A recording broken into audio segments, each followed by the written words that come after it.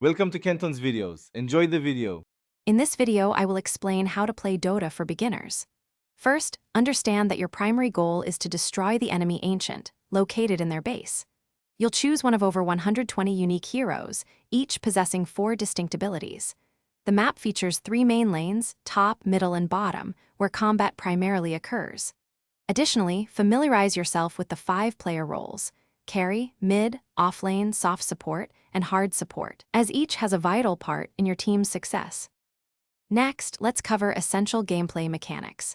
Last-hitting enemy creeps is crucial. It provides gold and experience, allowing your hero to grow stronger. Conversely, denying your own creeps prevents enemies from gaining full gold and experience, hindering their progression.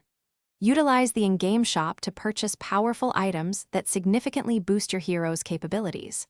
Also, keep an eye out for power runes that spawn every 2 minutes, offering valuable temporary buffs to help you in battle.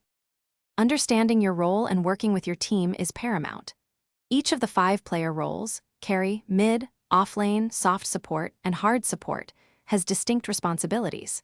For instance, supports focus on providing vision and protecting allies, while carries aim to deal massive damage in the late game. Clear communication with your 4 teammates is absolutely vital for coordinating attacks, defending objectives, and ultimately securing a win. Timing your abilities and item usage with your team can turn the tide of any engagement. Finally, here are some tips to help you on your journey. Watching professional Dota matches can offer incredible insights into advanced strategies and hero interactions. Practice in bot matches to comfortably learn hero abilities and fundamental game mechanics without pressure. It's wise to focus on mastering just 1 or 2 heroes at first, deeply understanding their strengths and weaknesses. Most importantly, maintain a positive attitude and view every game, win or lose, as a valuable learning experience. Thanks for watching. Consider subscribing if we helped you.